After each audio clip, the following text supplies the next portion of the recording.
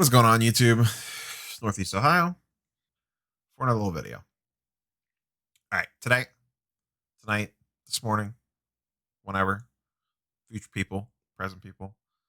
Today, what we're going to talk about is what I think is the most undervalued, underappreciated sports card on the market today. And it's not an individual card that we're going to talk about. It is a um, subset slash variation on a card, but it pretty much follows, as we're going to see by the examples here, universally across the board. And spoiler alert, the card is or cards select premier level. So, what is select? Let's start there. Hobby only product, which typically don't perform as well as the retail versions. If you're speaking basketball, looking at Prism, looking at Optic, and now Mosaic as the three key players for retail releases. Select is probably the most popular of the hobby releases. I'm not counting NT in this because National Treasures is its own thing and it's beyond most people's grasp anyway. But I would say that if you want to include NT, the five biggest sets are National Treasures, Prism, Optic, Mosaic, and Select. For the purposes of this, NT is removed. So when you look at the other three retail releases plus Select, Select is definitely the biggest, most popular of the hobby releases, in my opinion. It pretty much dwarfs all the other stuff. It's taken the most serious out of all the other stuff. So Select's weird because most products have the base card, they have silver. You have a Prism Raw, you have a Prism Silver, and then you have all the different colored variations. Pretty straightforward, pretty simple. Optics the same way. Mosaic is essentially the same way, but there's obviously a bunch of different color variations. Select actually has in the base set three different tiers of cards. If you're talking basketball, it's Concourse, Premier, and Courtside. Concourse are the most common. Premier is next, and Courtside is the short print ones. As you work your way up, they become harder to find and pull, and the pop counts reflect that. So, Select in general across the board, I feel, is underrated. Other than the court sides, get their due justice. However, nothing else does. And I don't just know. Part of me almost feels like it's people just don't understand how Select works because it's the only set kind of structured like this. Part of me is maybe, it's just that the court sides are what everyone's after and they don't care about the rest. But I think for long term, these pop counts are going to matter. I always say pop counts don't matter in the short term because if you're just buying, Tyler Hero base prisms to flip or whatever, it's a highly liquid card. As long as you're moving it fast, you're not looking to hold it 10 years or whatever, it's fine. When you start looking at like some of these players for long-term holds, I think the pop counts do matter a little bit more as opposed to, what's like on a base prism. So on the screen here, we have Luca's graph up. The green line is the court side. The purple and the blue are the concourse and the premier. Blue's the premier, purple's the concourse. They're basically right on top of each other. We'll get into that in a second. I just kind of wanted to show, we're not going to talk about court side much, but I kind of wanted to show the difference. So court sides go for 4K in a PSA 10. Look at the pop count on it. 129. Make that a little bit bigger for you guys. So the pop count on those are 129 on the court side. Okay. Let me remove court side from this graph because court side skews everything because the price is so high on it. So a couple clickety clacks real quick here. And we'll get court side off there. And let's just look at Concourse and Premier. All right. So this is Concourse. This is what this looks like. Actually, for 2018, I don't think this is a great looking card. I like the way the Premier looks a lot better. This is the Premier. Pop counts. Now, market movers, and we're using market movers for all this stuff. Market Movers does not keep real time pop counts, so these might not be exact, but they are close enough for the purposes of this. Luca courtside Premier, 890. Or I'm sorry, Luca Concourse, 890 in a PSA 10. Premier, 360. Less than half. Yet, and you can see by the lines, they basically sell for the same amount. And in fact, in Luca specifically, the Premier, as you could see over the last, this is a 90-day chart, is actually for the most part sells for less than the Concourse. Makes zero sense. It's one of my biggest pet peeves in the hobby is that Premiers either sell for less or about the same price as Concourse. In regarding the pricing, we'll come down here. You could see the ending average on the Concourse for the last 90 days is $625, and the Premier is $600. Crazy to me that these are that close together. I don't know what the price difference should be, but the Premier should definitely be selling for more than the Concourse, and it does in some of the cases that we're going to look at. For whatever reason, for Luca, it doesn't. Now, I went to look. Neither one of these cards are currently available for the ending averages. Luca hasn't sold in a couple days on the Premier, but there's also no auctions currently running. It's all best offer buy it nows, and those tend to be priced usually higher than what the market going rate is anyway. But that's our first example. Let's look at some more. Let's take a look at Ja. Ja Morant, select Concourse. Pop count 460. Select Premier. Pop count 151. There's 151 of these right now. Probably a little bit more because, like I said, Market Movers data isn't exactly up to date. And you can see the purple line jumps around a lot, but it essentially it'll go above and below when, in my mind, there should clearly be separation here. And that pink line should clearly be above the blue line and stay there. I don't know what the gap should be, but there should be a gap there. It shouldn't be intersecting like that. You come down here to the pricing, once again, last 90 days, 180 for the Concourse, 193 for the Premier for the ending averages. Makes no sense. Look at the sales counts. Only 116 Concourse sold, only 38 Premier have sold. Once again, showing you the much lower pop count on the two cards. In this case, there's almost 3 times as many Concourses compared to Premier. And once again, the court sides get their due. They are priced correctly. I don't know when it's going to happen, but at some point in time, people are going to figure this out. And I know a lot of people talk about this, but I still don't think the hobby as a whole, or the investor market as a whole, or even the collectors get this. Because if they did, I feel like the prices wouldn't be the same.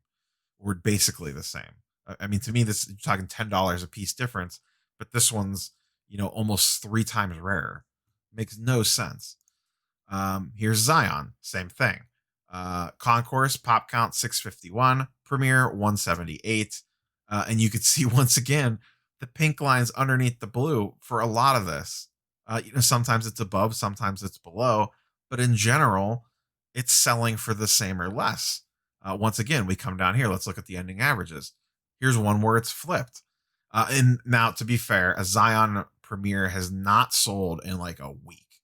So maybe this isn't quite as accurate, but you could tell by the graph, look over time. There's been plenty of times when the Premier has sold less than the Concourse and the Zion. There's also been some times when it's sold for more. So to my mind, they're basically close to the same. The last Concourses have sold for around 220. The last Premier sold for around 190. Last date of a sale was 928 on that one, which is over a week ago.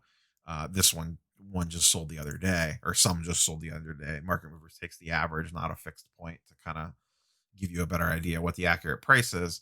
But once again, you can see they're basically selling for the same. What are you guys doing? Go for the Premiers. Let's look at another one. Jason Tatum. We go back to 2017. These pop counts get even crazier. And you can see the same thing. Pink line underneath the blue line sometimes, or barely above it. His concourse PSA pop 329, Premier 88, 88. There's under 100 of them. Scroll down here, look at the pricing. Jason Tatum, concourse 300, Premier 279. Now, once again, to be fair, a Premier has not sold in 2 weeks. Once again, lower pop count, harder to find, not a lot of them on the market, but plenty of data to back up that more often than not, the Premier sells for the same or less than the concourse, or at least very close. Very close. Once again, 3 times more rare, if more than 3 times more rare than the concourse, but in most cases sells for basically the same price. Let's call it a wash. Some of the times it's higher, some of the times it's lower. Let's just call it a wash since one hasn't sold for a while, and then it's about a $300 card. Makes 0 sense. Once again, I think at some point in time, the masses are going to figure this out. Someone a lot bigger than me is going to, a Gary V, someone like that is going to mention this, and it's going to catch like wildfire. I don't know when that's going to be, but at some point in time, this is going to get talked about in a larger sense.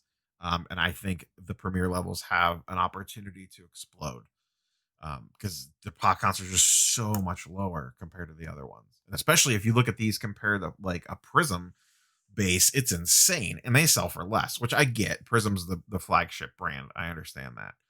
Now, Trey Young is the one that didn't necessarily line up with this. So Trey Young, once again, there's an outlier here where this shot way up on the 28th of September. Prior to that, you can see, once again, purple line, blue line. Purple lines underneath the blue in almost all cases. Once again, that's the Premier. That's the concourse, the blue line. You come down here to the pricing. The concourse was selling for around 200. This has a Premier of an ending average of 335. So I don't know what caused this one random one to spike way up like this and everything else to stay the same. But you can look here, like on September 6th, this is going back a month, but Premier 205, concourse 203. The last time one sold prior to the big spike, concourse 205, Premier 220. So prior to whatever just happened, these have sold very close together. And once again, what are we doing? Look at the pop counts. Almost 500 on the concourse, 157 on the Premier. 0 sense. I know I keep saying that over and over again, but it literally makes no sense. So let's look at football really quick. I just pulled a couple examples from the football market because I was curious on that as well. It's basically breaks down the same way, except courtside's called field level, and it's still called concourse and Premier for the other 2 levels. I pulled up Kyler Murray from last year. Concourse, pop count 116, purple line. This one's crazy. The Premier level, that's this one, which in my opinion is actually a better looking card as well. I like the way that those look better. The picture is not as good. I like the picture in this one better, that's for sure. But regardless, look at the pop count. 16. 16. And you can see here, now one has not sold for a while, but once again, low pop count like this, there's just not that many out there. It was selling for less. Almost every sale of the Premier is under what the concourse was selling for. Hello? Like, what is happening? Let's look at another one because I didn't want to just base it off that one. So, and this one's a weird one. Josh Allen actually has similar pop counts. They sell for the same. Once again, you can see on the lines, they're basically right next to each other. One goes higher, one goes lower, then they switch. 270, 250 for the Premier. And in this case, this is one where the Premier is currently selling for less. And he's a hot player. I'm guessing on this is not that the print run was different. It's just that there's less Josh Allen's graded, period. And people were only sending in the slightly more rare card to get graded. That's why these pop counts are closer, because I looked, and we're going to look at the next one, not necessarily a hot player, but at the time that the set released, he was, and that's my boy Baker. Baker on his concourse has a pop count of 300. On his Premier has a pop count of 169. So you still see this one's not quite 3x. But you can definitely see that the Premier is still much more rare, even in 2018 football. Baker, pretty much everything was being graded when that set released. Josh Allen, not so much. But you can see the same thing here. Pink line, blue line are right next to each other. And you come down here once again to the pricing. 65 for the concourse, 70 for the premier level. They're basically right next to each other again. And once again, makes 0 sense. 0 sense. So my recommendation for you guys is whatever players you like, whether it's basketball or football. This does not apply to baseball because it's an unlicensed product. Go find premier level stuff. You can also find, especially in football, um, good deals on court sides and field levels of lesser known players. For example, and even now, and a lot of this is probably because he's hurt, but prior to the season, I was getting him super cheap, like AJ Brown for the Titans. I've been buying his select court side or field level silvers right now. I bought them before the season started for about $9 or $10. They're going for like 20 right now, which is, you know, super cheap for a player like that, I think. Um, if you pick up court sides on a player you like, always grab them. They're so short printed. I don't think people realize how short printed they are. But the major takeaway from this is go look for select premier levels. It is crazy to me that these do not get the respect and they are not priced accordingly, in my opinion, at all. And at some point in time, they're going to be. When? I don't know. But one day, someone else is going to figure this out, and someone with a bigger mouth than me is going to say it. And then everyone's going to take notice, and stuff's going to go crazy, um, in my opinion. And if it's a long-term play like a Luca that you want to hold for a really long time, those pop counts are really going to start to matter later on in life. And that, select premier level Luca eventually is going to get separation in the long term for sure, because then the population counts really start to matter if you're looking at long term holds.